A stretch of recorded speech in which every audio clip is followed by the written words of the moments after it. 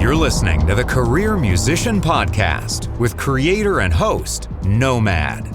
With 20 plus years of experience in the music industry, Nomad has done just about everything to earn a living as a career musician. From being music director to celebrity artists, playing iconic arenas and stadiums, composing for film and TV, and even playing your average local club gigs, he's done it all. Nomad's mission is to empower musicians across the globe with strategies for a sustainable career while blasting stereotypes, and to bring you tried and true wisdom from his colleagues in this crazy business we call music. What do Stevie Wonder, Christina Aguilera, Janet Jackson, Lalah Hathaway, and a whole bunch of others have in common? Well, they all call Errol Cooney their guitarist. That's right. Earl is a beast. From Houston originally, out here in LA for quite some time, he has made his mark on the music industry as the quintessential career musician. On his own project, he shares guitar duties with Jubu Smith for the band Legally Blind. You can check them out at legallyblindmusic.com. That's blind with a Y. Sit back and enjoy this episode with none other than Errol Cooney, guitar player to the stars and beyond, right here on the Career Musician Podcast. Well, first of all, thank you for agreeing to do this, man. Yeah, thank you for having me. Yeah, I'm glad you did. So it's crazy that, this is the only time we get to talk. So, man, I'm just going to get right to it. Where are you from, first of all, and what was the point that the music bug bit you? I'm originally from Houston, Texas. I moved around a lot as a kid. My dad is an actor. My mom was an actress. She became a writer, but so we moved from Houston to New York to LA. And then after high school, I moved to the Bay Area. But really the music bug bit me. I mean, my whole family, my dad sang, my mom played piano, and I have two older brothers. They both play guitar. And wow. I remember seeing them sing and play guitar at the Battle of the Bands in New York in, the mid 80s. And they won 4 years in a row between the two of them. And I remember seeing all these big-haired girls screaming. I was like, man, that's what I want to do. That is it. That is awesome, bro. So you're nomadic by nature too, Yes, very much so. I think as musicians, that's one of the reasons why I went with it. We're all, we all have that in our blood, right? Yeah, absolutely. Yeah, I don't like sitting still for too long, for sure. Exactly. So what was the point that you said, okay, I have to go to LA and make this happen? Or was there a point like that?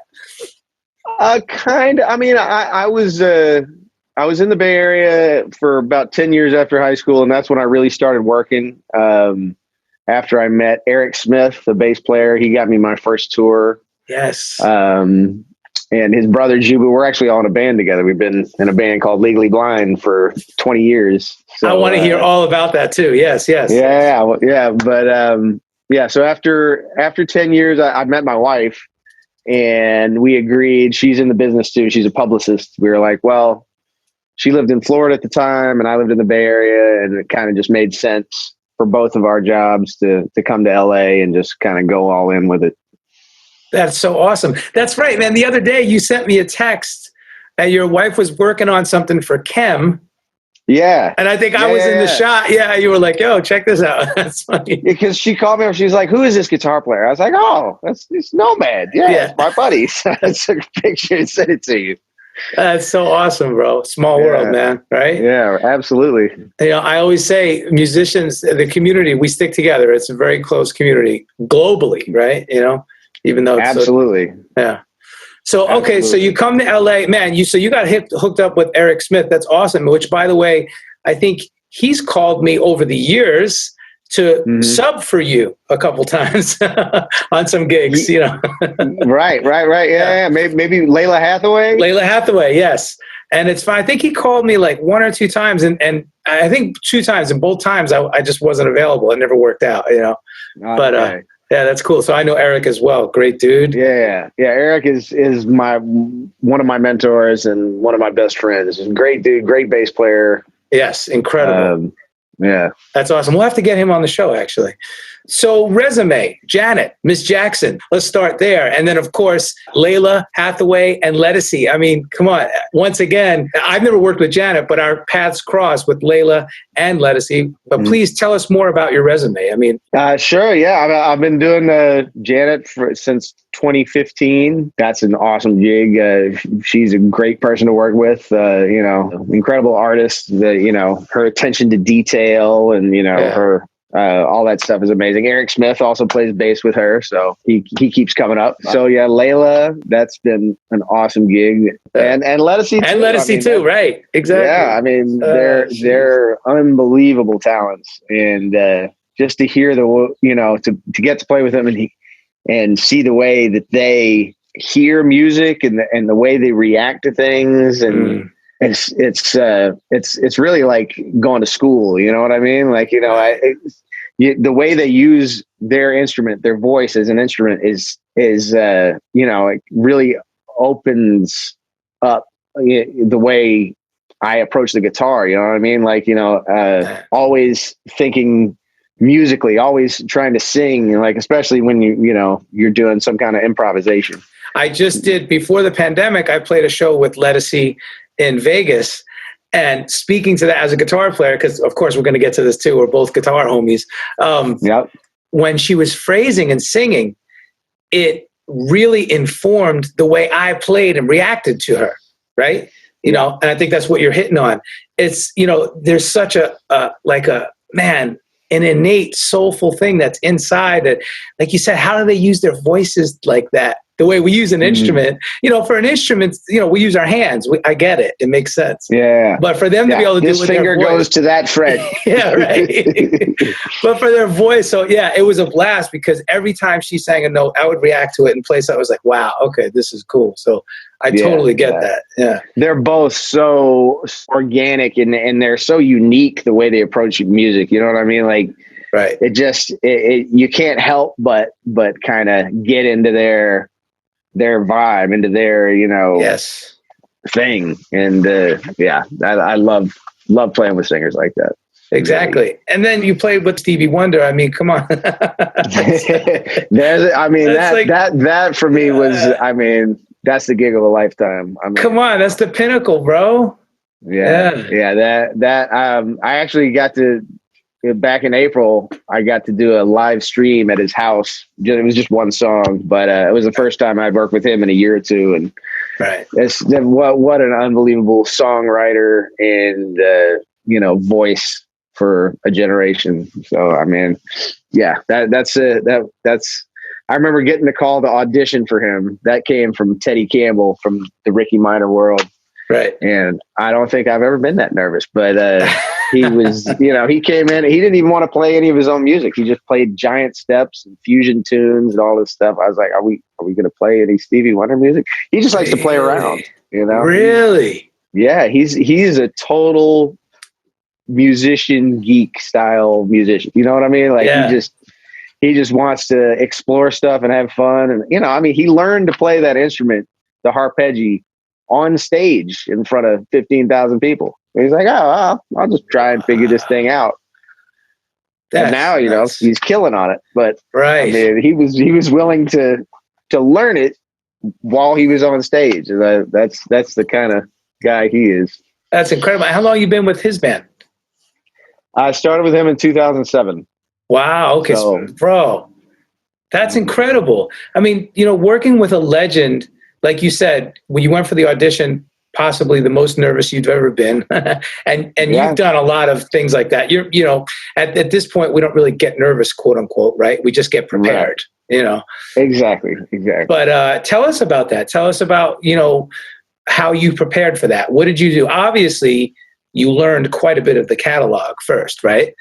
Yeah. Well, I mean, in that way, I was lucky because I've been such a big Stevie Wonder fan for my entire life. Right. I mean, my parents played that music on records all the time through my childhood, cassettes in the car. And between that and then in my teens and 20s playing lots of cover bands and wedding bands and corporate bands, I already knew a lot of it.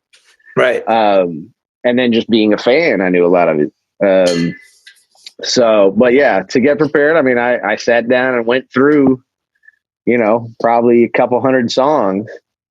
And, I think, by the time I was on the gig, it was somewhere between 400 and 500 songs that I had to kind of at least have a grip on, you know what I mean? Like you can't memorize 500 songs, but wow, you learn, you can. And I mean, he doesn't know his own 500 songs to the T. It's just too much material for anybody to just have on call. Right.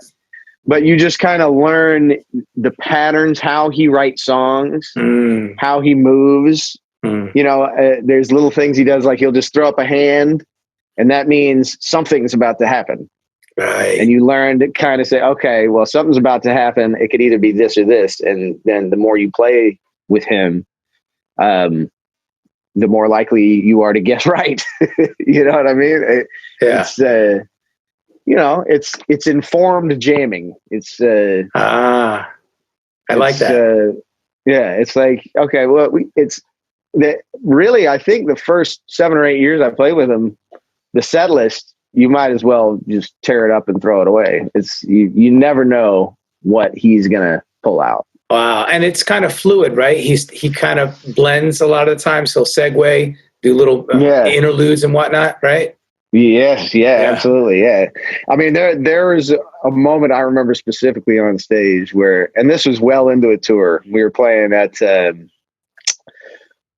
Shoreline Amphitheater, which is up in the Bay Area, close to San Francisco. And so, we did the first half of the show, and then he kind of got into the middle part, which was more ballads and stuff. And he was just kind of doing a free interlude. And we were all sitting there, band's 12 or 13 people sitting there. And we're all looking at him, waiting to see where he's going to go. And he stopped. And he got on the mic. He could just feel us looking at him. He said, I like to keep them on their toes. And and we all lost it because, I mean, we were all sitting there, like, okay, I got 6 guitars. I'm like, all right, which one am I going to grab? What is he going to do? That's right. What am I doing? Oh, bro, that is so awesome. And you're right. Learning to read the nuances of the artist that you're working with. So important, right? Yeah. And they're all different. And it's all such an awesome thing to get to experience, right. Oh, sorry, my son is trying to FaceTime me. He doesn't know I'm down here apparently. Oh, that's fine. But sorry. As I was saying, it's such a great privilege to get to experience that on stages and in studios, to get to kind of get into these artists' heads and play with them, Right. Absolutely, man. You've been in some good camps on the production side of, with music directors like Ricky Minor. Yeah. I mean, that was, I when I started, I wasn't aware of this whole world of music directors and, but I quickly found out about it. I think my first time I rehearsed at Center Staging, which is around 2000, I think. Okay. People were talking about Ricky Minor. I was like, yeah, he's in the other room rehearsing for something. I was like, who is this? He's like, oh man, you don't know who Ricky Minor is? Right. He does all the award shows, all the TV shows, this stuff. And I got to know him through Teddy Campbell. Another I played incredible drummer, incredible musician, singer, all around. I was playing with Mary with his wife. Oh, that's right. and he introduced me to Ricky and started, whenever Ricky needed somebody, Teddy would say, get Errol. And, so I started doing those calls. And, at first it was just some tours, bands that he put together. And then after that, I started occasionally filling in for Paul when Paul Jackson couldn't make the gigs, with Ricky's band. And, that was, that's an intense experience, those gigs, as Right. You get in there and you got anywhere from 20 to 50 tunes, and you're going to go through them and sight read them in, an hour or two, maybe. Yeah. And don't fuck up. Just get it right. Don't fuck up. Get it right. Get it right the first time, because you might not get a second chance. You know what I mean? Bro, it's crazy. It's legit. And I want the listeners who are thinking of, moving out to LA or a big city like this and, pursuing music for real, you have to understand how true that is. There's so many times that I have in my career, even I fucked up so bad and I didn't get called back, Yeah. And it's a great lesson, Mm-hmm. and it just makes you prepare even more the next time. Right. Absolutely. One of the first times I did a Ricky, it was an award show. And, I didn't really know about the bumpers. Yeah. Bumpers, which are, like 10 seconds while the person walks from the side of the stage to the podium to make a speech or to deliver an award. So these bumpers are like, a couple bars, you sight read them, and then he cuts you off whenever the guy gets to the podium. So it's kind of open-ended. And I didn't know what the hell I was like, what the hell is this? And at the time, 12 years ago, I was used to reading mostly chord charts. I wasn't really good at sight reading melodies, especially when they got complex rhythmically. Right. And I remember that first rehearsal, I was struggling, and he came over to me. He's like, listen, I know that this is the first time for you doing something like this. So I'm going to give you a little bit of a leash, but I want you to take these charts home and look at them and really work on that sight reading, because you don't know, like, when you don't get many chances at this. That's right. So I went home and I studied my ass off, and that really made me become a better reader, going through that with him. And after that, and you learn how to read smart. Don't just look at the paper. Use your ears and look at the paper at the same time. You know what I mean? Because the paper is not always going to be right. You want it to feel good. You don't want to be a stiff, like, mechanical. Okay, Yes. You don't want to be mechanical about it. You got to use both sides of your brain. You got to use your ears and your intuition, and also read that paper and stay ahead. Keep your eyes on that paper, but while you're still using those things at the same time. That's right. Like, one of the biggest rules of sight reading is always look a bar or so ahead of the phrase you're playing. Yes. Right. Yes. So, and that's hard to do at first, but the more you do it, I think, it becomes more natural. It becomes more natural. Yeah, absolutely. But, and when all that stuff is working together, it unlocks something that's like, oh, I didn't know I had this within me. You know what I mean? Like, because you are about a bar ahead, or your eyes are about a bar ahead of what you're playing. Right. I mean, and let's not lie to ourselves. One of the best musician jokes, how do you get the guitar player to shut up? Put a music stand in front of him, right? Put a short. Yes. And it is absolutely true. It's true. Because it is. Same here. Yeah. It's tricky on guitar. You have the same notes in multiple places. You have a lot of that's right decisions you have to make when you're reading. And so true, man. It's such a good point. Yeah. Yeah. On piano, there's only one C1. Exactly. But on guitar, there's multiple C1s. Right? Exactly. Yeah. And you got to kind of, and also when you get a chart, scan the whole chart before you read it. Make sure and look out for anything that might snag you, like, okay, like repeats, DSs, all that stuff. But also lines, a tricky line, like, okay, let me check that out before I actually start reading this tune. Yeah. Those little squirrely lines. Some of them have jazz inflections, right? That are moving in and out of different keys. Obviously a lot of varied rhythmic tempos and variations. And it's so true. I think for me, I started studying the Berkeley series of sight reading books. That really helped me a lot. I was going to ask you, what, did you use any materials to help, I went out and I got some classical stuff. That's great. Yeah. And I tried to, and also the Charlie Parker solo book. Ooh, that kicked my ass. That thing is ridiculous. I still have it. It's sitting in my closet here. Yeah. I can't think of the name of it, but yeah. That one. I know exactly what you're talking about. Yeah. And just whatever I could get my hands on. Right. And as many different styles as possible, because, especially with gigs like those Ricky Minor kind of gigs, you're going to get from the widest spectrum of styles you can imagine. Yeah. Man. And speaking of that, was there a particular guitar player that growing up that inspired you the most, or several different people? Or there were several. I mean, obviously we just lost Eddie Van Halen. That was a killer for me. That was a big one growing up. Same I here. A lot of that stuff. Right. And that's one of my first guitar heroes, man, for sure. Same here. The classic rock guys were big for me. Jimmy Page. Yeah. David Gilmour, Hendrix. Right. And then from Hendrix, I found out about Curtis Mayfield and the blues guys, Albert King. Right. The Three Kings, right? The Three Kings, man. Yes. They're all of them are so awesome and so unique. Yes. And then later on, when I got into jazz, listening to Coltrane, I remember my first jazz band teachers, and you got to listen to Coltrane, even though it's not guitar. Right. Pat Martino was a big one. Man, Joe Pass. Joe Pass was a big one. Wes Montgomery. It's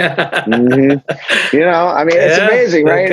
How many of these things kind of line up for guitar players. It really is. And I feel like we go through this similar trajectory. Like I started with Eddie. When I was 12, I saw him on MTV. I was like, that's it, Dad.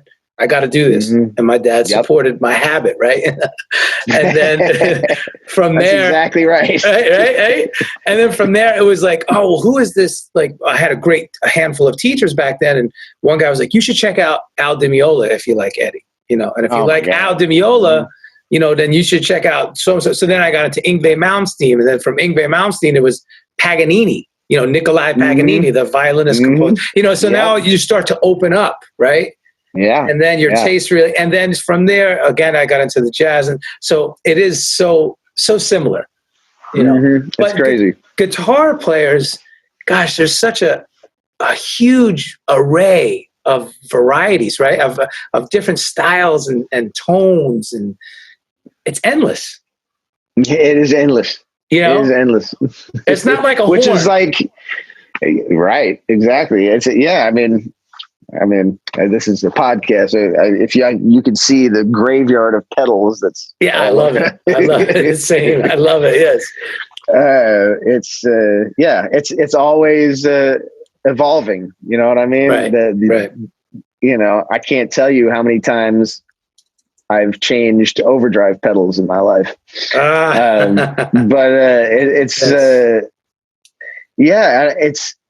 it's just amazing, that rabbit hole, in terms of, you just, it never ends. And that's what's so fun about it. It's like, I'm going to be tinkering with this stuff until the day I die.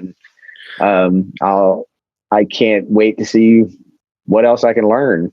Right. Exactly. Well, and this is a perfect segue, because I was always curious. I never fully devoted myself to learning what I refer to as quartet gospel guitar.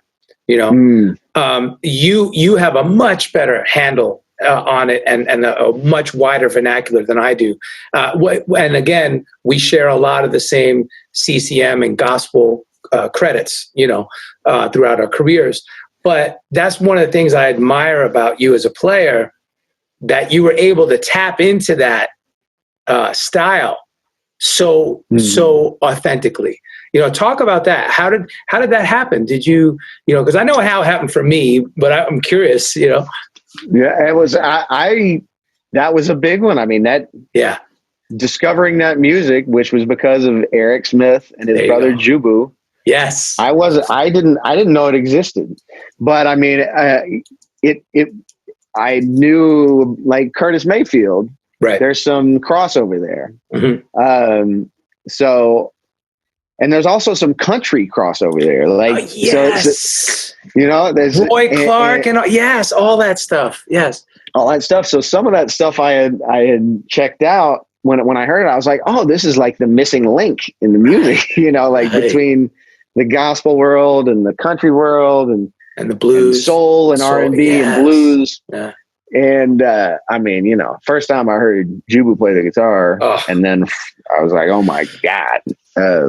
So that really, and then discovering the other guys, Spanky, the godfather of the Godfather. Yeah. Man. Yeah. And Jonathan DuBose. Yeah. Jonathan DuBose. Yeah. Al Willis. The list goes on. It goes on forever. And then all these guys that, were kids when I met them 20 years ago, Jairus and Charlie and Chris Payton. That's right. That's right.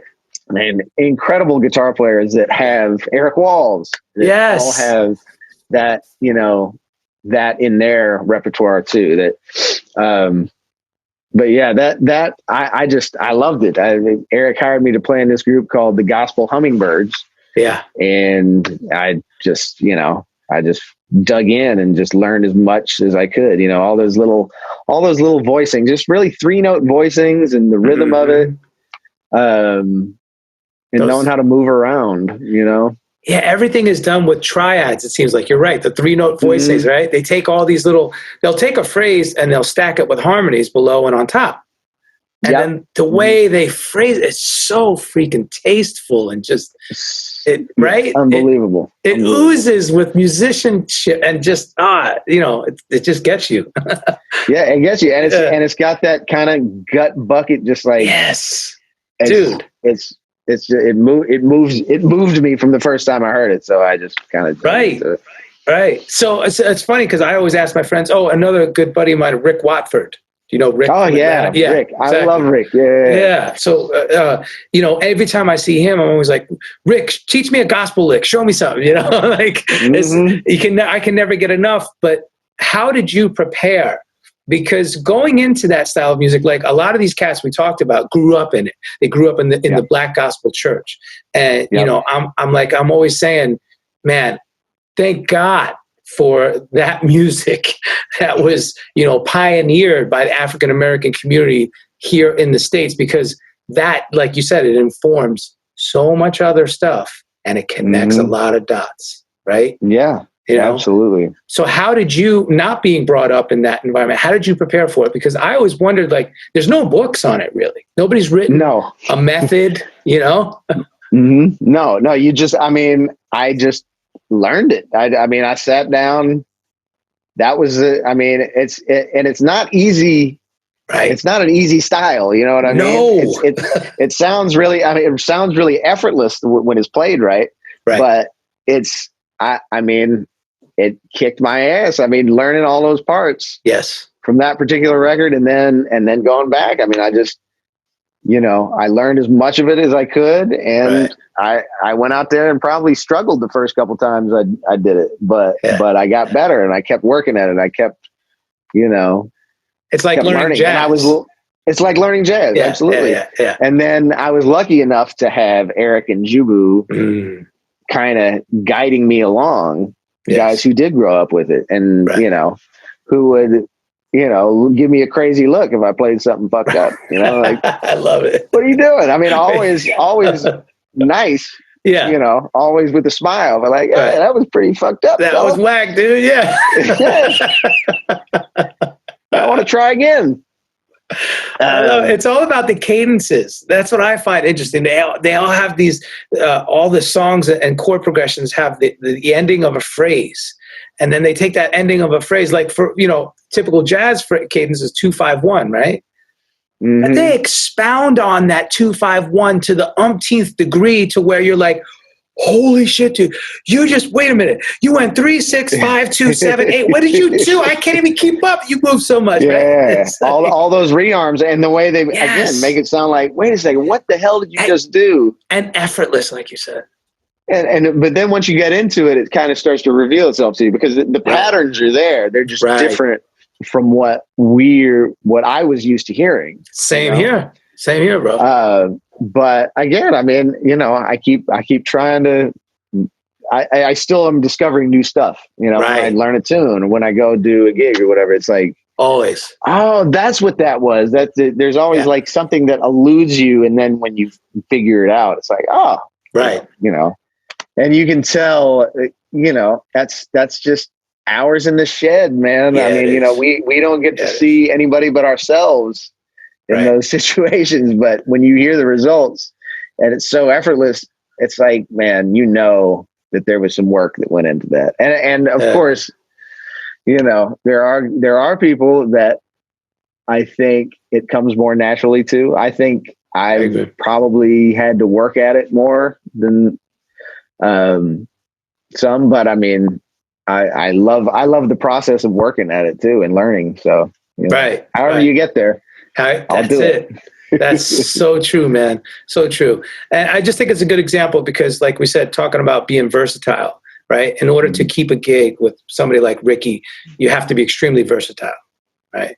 Yeah. So, even like studying another genre and subgenre for me within country is bluegrass and, flat picking, right? What they call. Yeah. And they're doing it at these breakneck tempos, and you're like, how the heck, right? Same kind of concept, Yeah. They have the contests, flat picking contests, yeah, right? Like championships and shit. Yeah, and I mean, again, that's something. I think the first person who really got me thinking about that was a guitar player named Andy Abad. Oh yeah, love he Andy. Was. We were playing for JC Chazet together, one of the guys from NSYNC.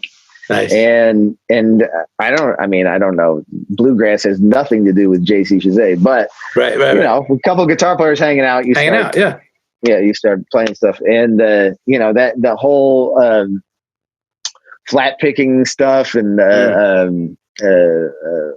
finger picking, chicken picking, chicken picking, all Chet Atkins style. Oh yeah, come on, Tommy Emmanuel. Brent Mason, Tommy Emmanuel, yeah. That style. I mean, like that was something I really started discovering like about 15, 16 years ago.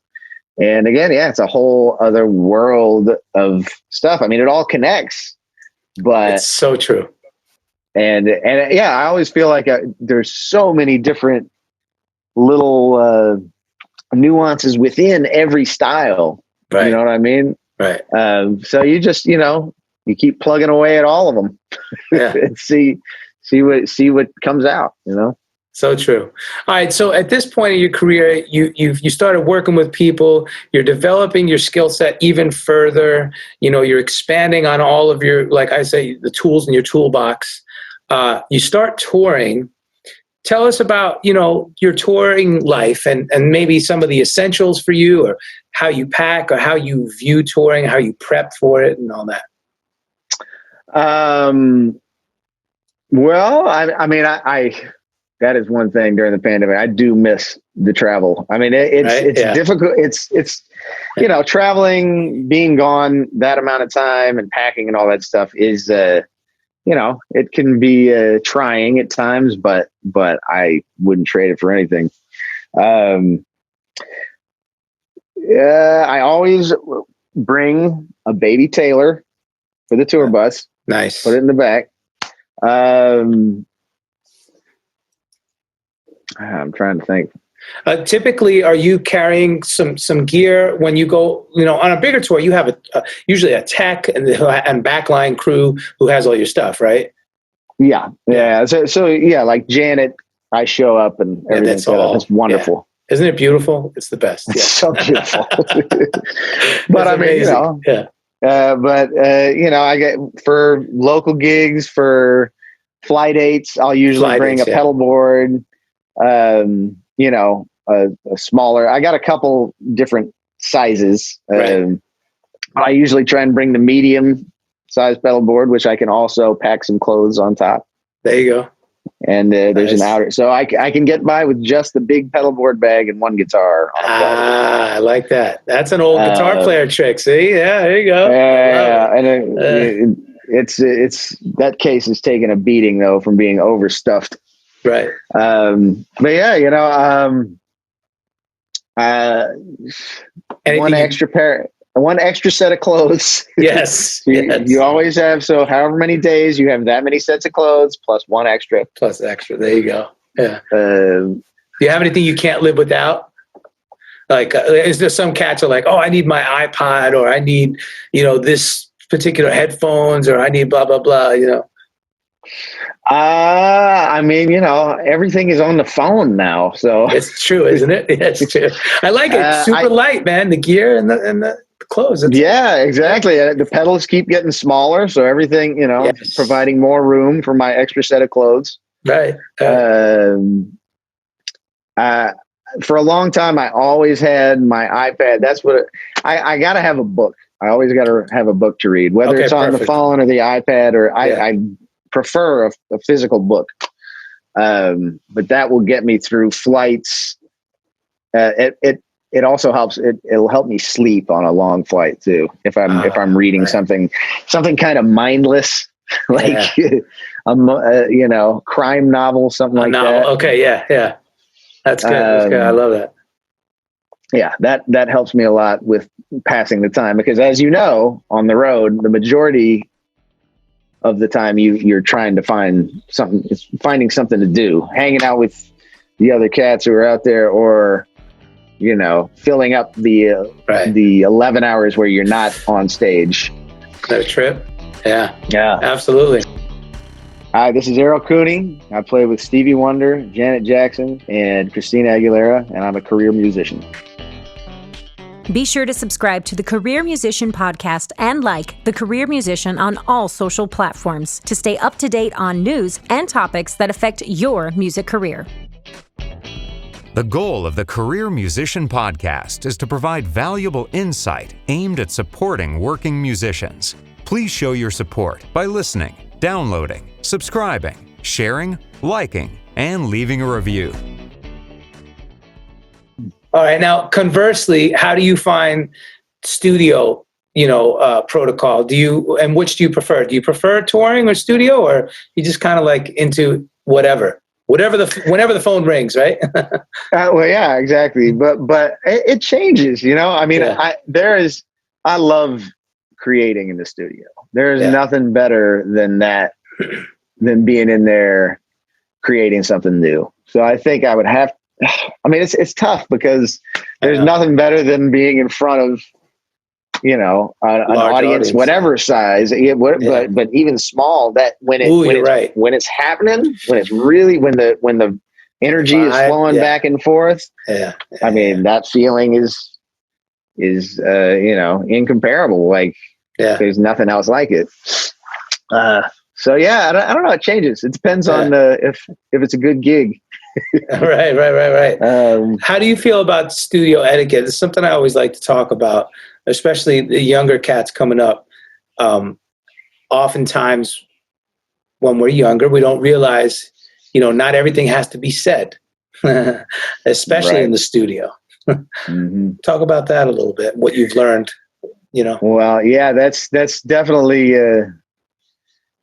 it's a big thing in the studio and on the stage and on tour. And on tour. You don't have to. You just have to kind of recognize the situation, and do the right thing. Serve the music, listen to the music, and do what the music tells you to do. Don't force your will on the music. The music.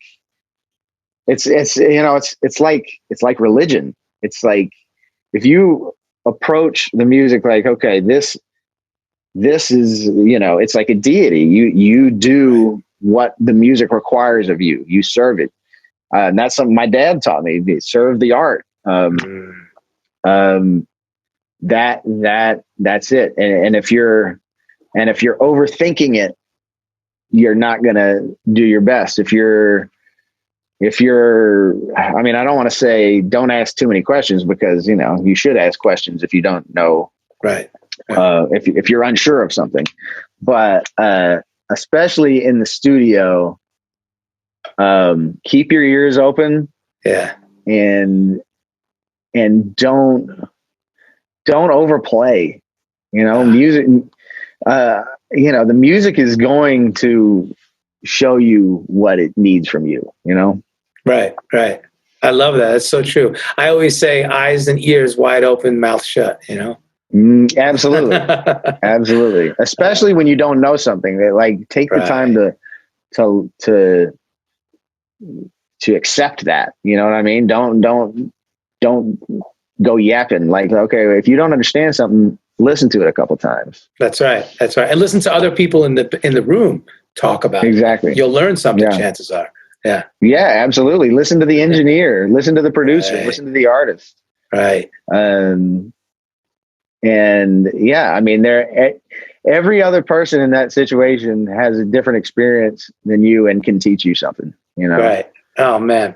Two things that always stood out with me from working with Ricky early on that I love. On time is late, right? Early is actually on time. Right. Yeah.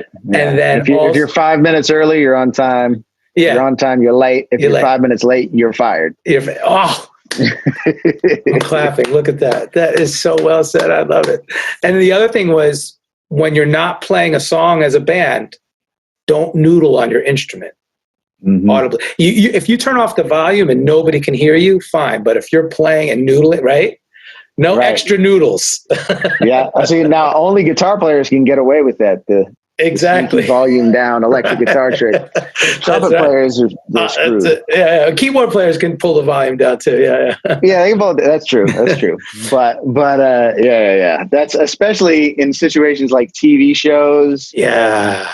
Big productions where you got a lot of moving parts. It can be a big distraction to everybody. And, you know, people need to communicate. And if, you know, somebody's going ham on a guitar, it's very distracting. Bro, speaking of the TV shows, during a broadcast, have you ever had like a squeaky pot knob or a crackly pedal? Do you feel like crawling under a rock when that happens, or what, right? Yes. No, I'm looking at the pedal. It's a volume pedal that's squeaky. Right. And everybody's looking over. And at first I didn't know, because you got ears in. Why is everybody looking at me funny? Yeah. WD-40. But yeah, anything, because that's going to happen, especially for guitar players. Patch cables, loose patch cable. Oh, come on. I know. No, it's painful, especially in those live TV. You can't just like, all right, well, I hope that that's not getting into the broadcast somehow. Right. And you've done a ton of those, right? I mean, through the years, you've done a bunch of live broadcast television. Yeah, definitely a fair amount, or, you know, at least a ton of stuff that's basically live, like Kennedy Center Honors, where you only get one shot at it. You're not fixing anything. That's right. And American Idol, I did a bunch of that over the years, and Grammys, all those bigger award shows. But yeah, I mean, that's you know, that's, again, as long as you make sure you're prepared with the music and, you know, your gear. You know, sometimes you can't control if something gets fucked up, especially when it's other people are moving it on and off stage really quickly during set changes. Shit goes wrong, and you just got to roll with it. You know, I mean, that's right. Figure out what's wrong as fast as possible, fix it, and keep playing. And don't dwell on it. Don't dwell on anything, any mistake. You have to just move, keep moving forward. You got to keep moving. You can't be like, oh my God, what happened? Because while you're thinking about that, you're fucking up again. You're missing up on the moment, you know, not focusing on the moment. Dude, so true. Now, when you do those broadcast shows, do you try to have a tech available, or do you have a tech that maintains your gear, or do you maintain your gear when you're at home? How do you do that? It depends. There's every camp kind of has Right. a couple guys. Usually, there's Evan with Ricky Minor. There's a guy named Evan who I absolutely love, and he does everybody. He's Wow. like he's He-Man. He's able to take care of all those keyboard rigs and all the guitar rigs. And the moment anything goes wrong, he just appears. That's incredible. You don't have to. You usually don't have to call for him. He just knows. That's incredible. So yeah, especially in those kind of pressure situations where everything's moving fast, it's very important to have somebody who knows what they're doing. Right. And with touring too, and generally, they're more dedicated people in a touring situation. There's usually a person that handles the guitars and the basses, and there's a person that handles the keys and the drums, and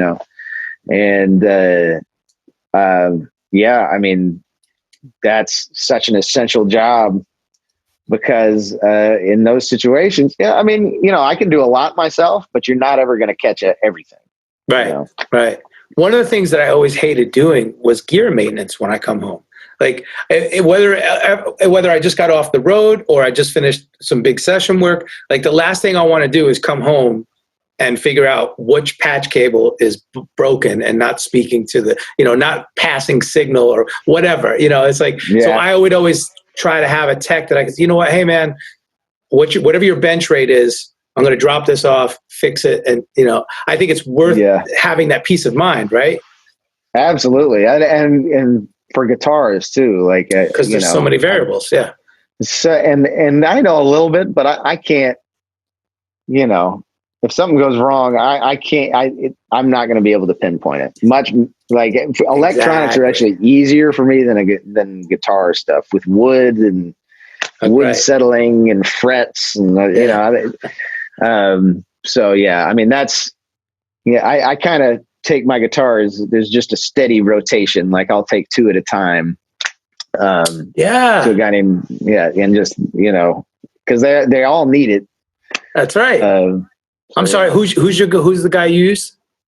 There's a guy named Norik Renson who I've used for a long time. He's awesome. He's got tons of people who use him. So it can take time, but he's the best. I've never had a guitar not come back perfect from him. Absolutely. And I love what you said. You take two at a time and keep it on a steady rotation. It's so true. In fact, you're making me think there's a couple in the closet that probably need attention right now, but we haven't been working as much lately. So right. That's right. That's right. It's so funny. Cause I know you and Tariq Akoni work together quite a bit with Ricky and other situations. And I always, it dawned on me the other day, we had Tariq on the podcast a few episodes back. Love Tariq. He was such a sweetheart of a guy when I first came to town. Like, new guys, new players who are playing your instrument, who arrive, you could be a dick to them. Like, oh, get the hell out of here. We don't need you, but he wasn't. He was so nice. And I'll never forget that. But I think of you and Tariq kind of like Paul Jackson Jr. and Dean Parks. Like, you know what I mean? Like the next generation of that. It's so cool. I love looking at all the pictures that you guys post together, when you're on the gig. Or even I've seen quite a few pictures with you and Paul Jackson together as well. So getting to work with, those guys, everybody you just mentioned, I've been, lucky enough to play with, mostly with Ricky. Yeah. And they're all so welcoming and so sweet. And isn't it awesome? Yeah, that's what, because coming in as a new guy, you're not sure, where am I? Right. You're not sure how to stay in your lane. Like, what is my lane? Right. And, like you said, they could have been dicks, but they weren't. They were so cool to me. And, man, Tariq is one of the sweetest guys you'll ever meet. Absolutely. And you were talking about distortion pedals earlier. I remember I just started with Babyface, and we were at Center Staging, of course. And I was going through some pedals, and he was walking by, and we ended up talking. And he goes, "Oh, no problem, man. Tomorrow I'm going to bring you like a box of different distortion pedals. Mess around with them for as long as you want. Take whatever you want, and then just whenever you make a decision on what you're going to buy, just give them back to me." And that's exactly what he did. He showed up with a crate full of distortion pedals. I'm like, who does that? You know? That's so great. That's so great. Yeah, I have a similar story with Tarek. I got called to do a mandolin session, and I never owned a mandolin. I was like, fuck. I mean, I took the session. I was like, yes. I'll figure it out. Say yes, always, right? Absolutely. I'll do it. I mean, although sometimes you have to say no, but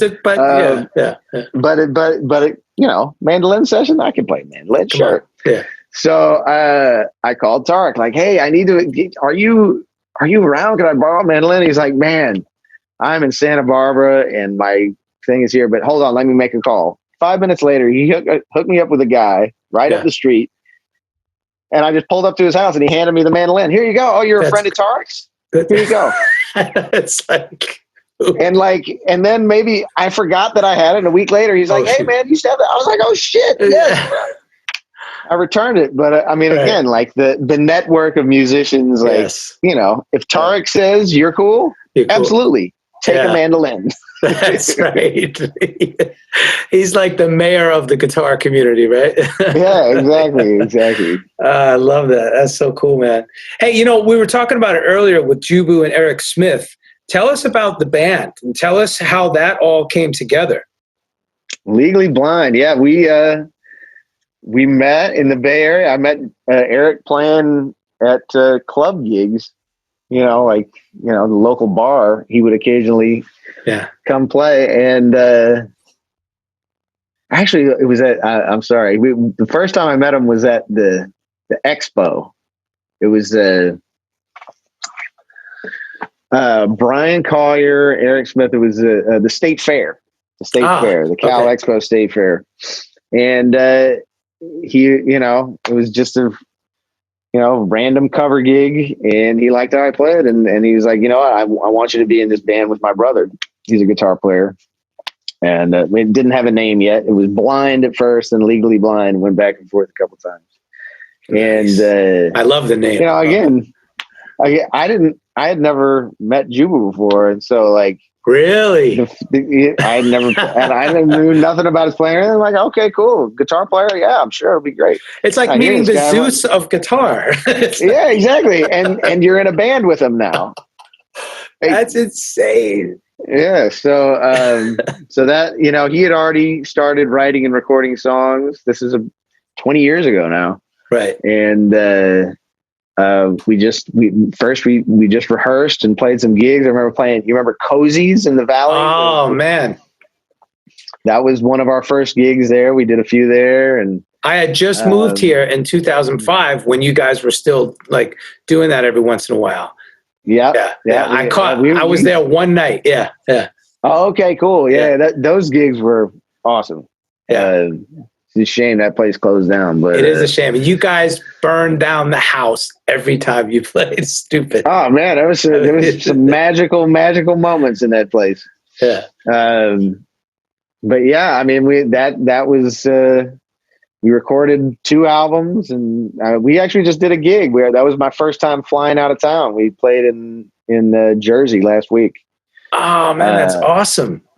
Yeah, it was great. It was great just to hang with those guys, but to get to play that music, which is, you know, some of my favorite music. Yeah. What type of venues did you guys play during the pandemic? That must have been a little challenging. It was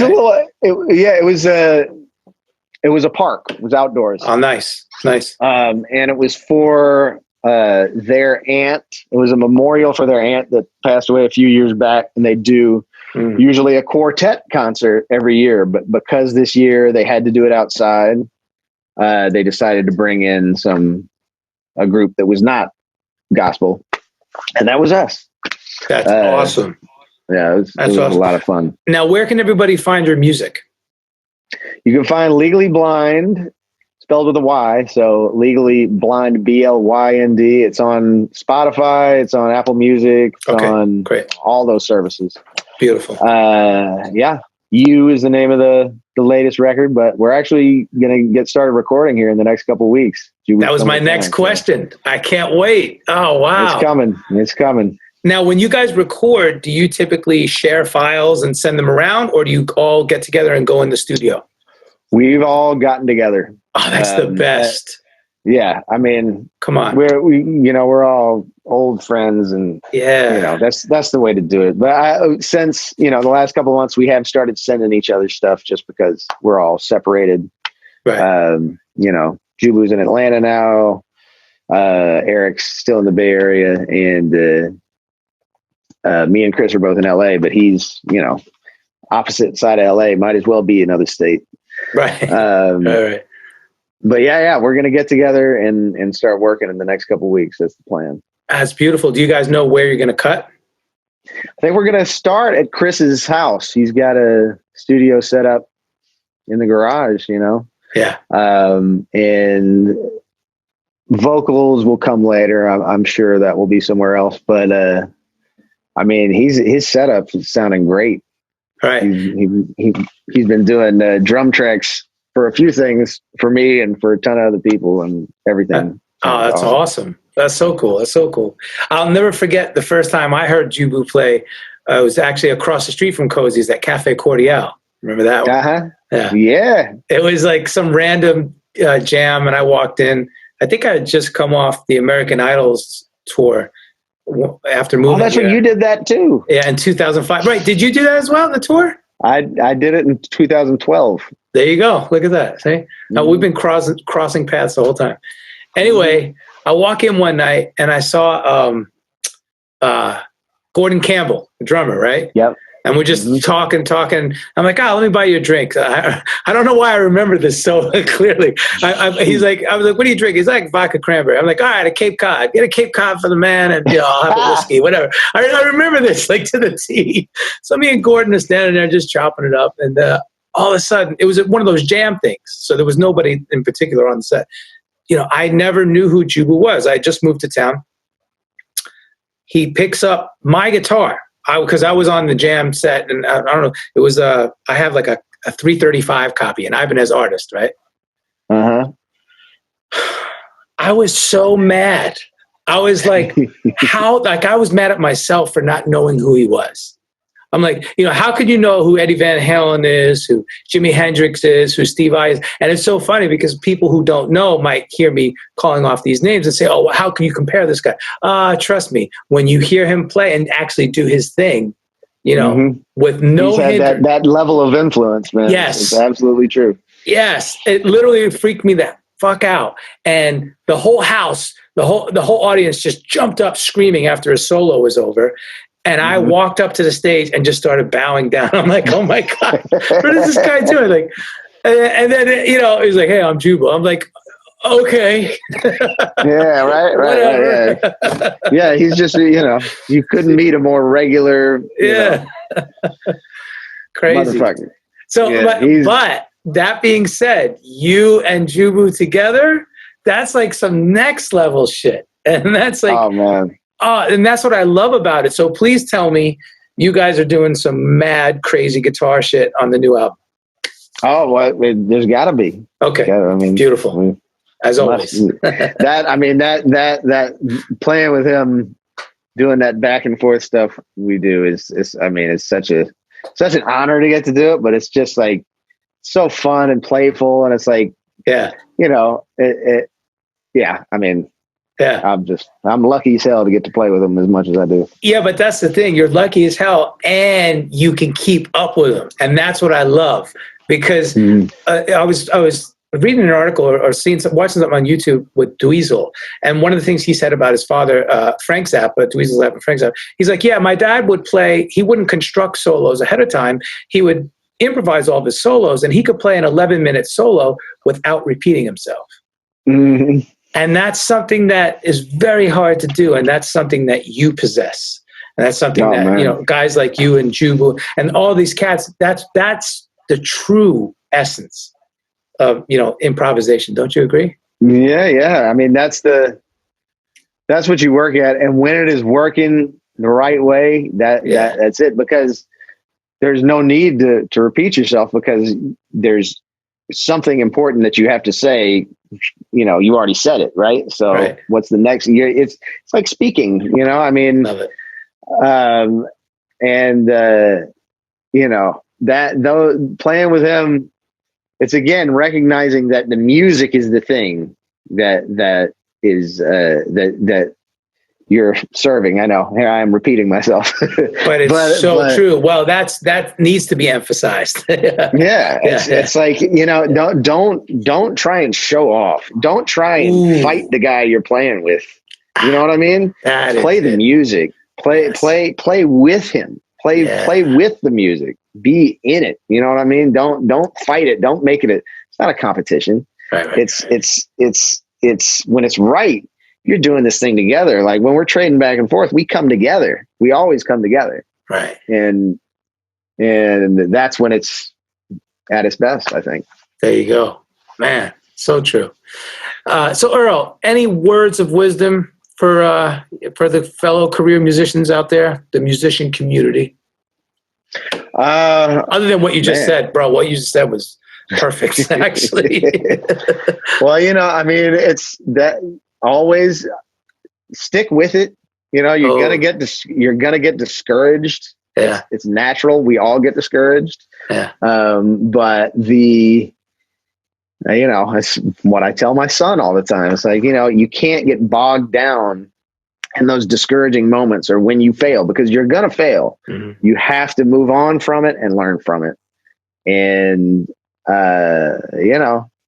just remember the rewards are much greater than those feelings. The rewards are much greater than those feelings of discouragement. So true. Because, man, I mean, I wouldn't trade any moment I've spent playing the guitar on stage in a studio in this garage, for anything. It's so true, man. It's the best. Yeah. And there's been so many peaks and valleys, right? Oh my God. But aside from that, like you said, the rewards are so far greater. Yeah, they outweigh it by a million miles. It's just even at my lowest, I always know that I can go back and listen to a record and it's going to bring my spirits up. I know I can go see a show. I know I can pick up the guitar and learn a song and it'll pick me back up. So, what a wonderful thing to get to do for a living. I love it. Hey, you mind if we do some rapid fire questions? Yeah, let's do it. All right. Favorite food? Oh, sandwich. Favorite drink of the adult kind? Tequila. Blanco, Reposado? Reposado generally. There you go. All right. Favorite sport? Baseball. Free time, if you have any. Golf. I love playing golf. That's a good one. I played once in my life. I'm pretty shitty. I'm very shitty at it, but I love it. I keep getting better. See, there you go. You keep chipping away. All right. Do you prefer to be driven or drive yourself? Drive myself. And the long flights, the activities, well, you already divulged this. You like reading on long flights. Reading, movies too, Yeah. Especially now, planes have good big screens with lots of choices. That's love so watching true. movies. So true. I love that. What's the last song, band, or artist you've listened to that you have no professional connection with? You didn't play on it. You're just listening to this music for fun. Well, you got Steely Dan. Oh, yeah. Come on. I would love to work with them. Right. You got Stevie Wonder. You got Van Halen. A lot of Van Halen. See? Yes. A lot of Van Halen. Oh, man. Our playlists are similar. Is it a newer guitar player or somebody classic? No, jazz guitar player. Jazz guitar nuts. Jim Hall, Pat Metheny, jazz. Pat Metheny. You're approaching the right area. It's Okay, Mike real, Stern. real minimalist guitar player. Minimalist guitar. John Few Scofield. notes. Played no. I love John Scofield. Me too. I know who you're talking about. I know how I'm going to find it. Bill Frisell. Yes. There you go. I know. When you said minimalist, I was like, I got it. I was going to find it. Bill Frisell. I like how you just turned that into a game. We made that like a game. That was fun. Guess who this guitar player is? Oh, my God. All right. And dream collaboration. I mean, you've collaborated with so many greats, but do you have any others that you just said Steely Dan. Steely Dan, absolutely. Okay. I mean, Stevie Wonder was a dream collaboration. There you go. Getting to do that gig was, but yeah, Steely Dan would definitely be one. I forgot to tell you my Stevie Wonder story. Okay. I got to tell you this real quick. Yeah. Okay. It's a good one. I was with Ricky Minor. We were in the Tobago Jazz Festival or something. Oh, yeah. Circa 2006 or 7-ish, somewhere around there, right? I was in the house band. Before the gig, we didn't have a sound check. It was just a line check, so we didn't even go to the venue. One of those last-minute festivals. It's like, hey, guys, they're not ready. The gear isn't ready. Come on over to the Vila. We're all going swimming. Okay, that's what we're doing. So I'm hanging out. In walks Stevie with his entourage. In walks Natalie Cole. In walks Patti LaBelle. All the artists that we're playing for. So we're outside hanging out, having a few drinks, just having fun. Okay, great. Excellent. All right, now they're finally ready. So we all leave. We all go back to our rooms, get dressed, and we go to the gig. Get to the gig, hit the stage, start off, bam, playing, getting in the groove. I think it was like Patty and then Natalie and this and that. Stevie Wonder comes up. I say all this because all these people are on my resume, although Natalie and Patty I've played with more than once. But Stevie I only played with once. And this is the one time that I played with him. And yes, I put him on my resume. I played with him. It's staying on there. Damn right. That's right. Bro, they start off Superstition, right? Now, I don't have perfect pitch, okay? And I'm like, I'm freaking out. I'm still kind of young. I'm still kind of new. This is like my probably my second or third gig with Ricky. The original album recording, Superstition, is in E flat. Now, this much I know. I've learned every single part on that album inside and out. Yeah, they're playing, they start off, and then I join in E flat. Bro, it was the worst cacophony of sound you've ever heard in your life. And Stevie is sitting there and he goes, guitar player, E. And I'm like, oh my God. I felt like such an asshole, bro. There you go. That's my Stevie Wonder story. Well, hey, you know what? You're not alone in having that situation in Superstition. I don't even want to name the person who it happened to, but he's a very famous person. He came up and we were playing an E flat and he started playing an E. And we were at Madison Square Garden and it was and he had borrowed my guitar. I was back there like, it's not tuned down. It's not tuned down. Yeah. No. Yeah. I mean, he figured it out, but it took a little while. All right. Well, good. I'm not alone then. Yeah. Damn and it. this was one of the most famous musicians you could possibly think of. Oh, wow. So glad I'm not alone. All right. Anyway, that being said, and thank you for putting up with my long story. No, I love it. That's what it's all about. Finally, last question. What would you do if you weren't a career musician? Well, I'd be screwed. I would... like me. Yeah, right? Like a lot of us. Absolutely. Shit, It's too late. But no, I mean, if I had a lot of time to practice, maybe golf. I love fixing shit. I mean, that's one thing the pandemic has taught me is how to fix shit around the house.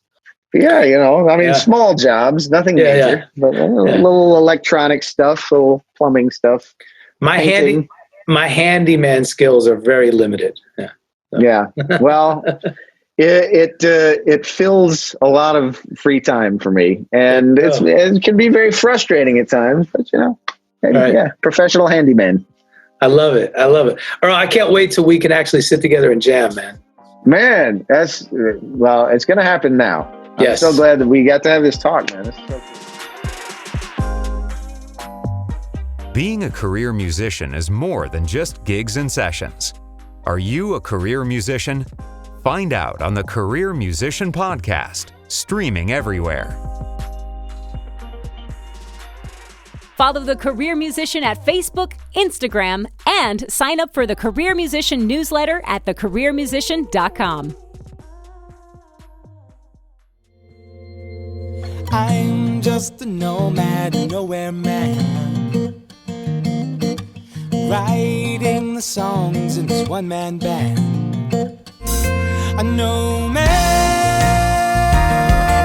yeah, I'm a nomad.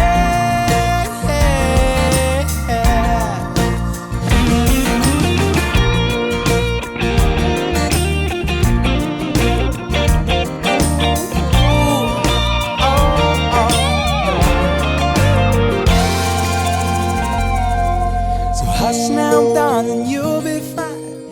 I'll be back this way. Hey, this is Nomad, host and creator of the Career Musician Podcast, and I am thoroughly stoked to be an official member of the Pantheon Podcast Network. Pantheon Podcast Network is the first of its kind as an all-music-based podcast collective. Please be sure to check us out at pantheonpodcast.com for more info.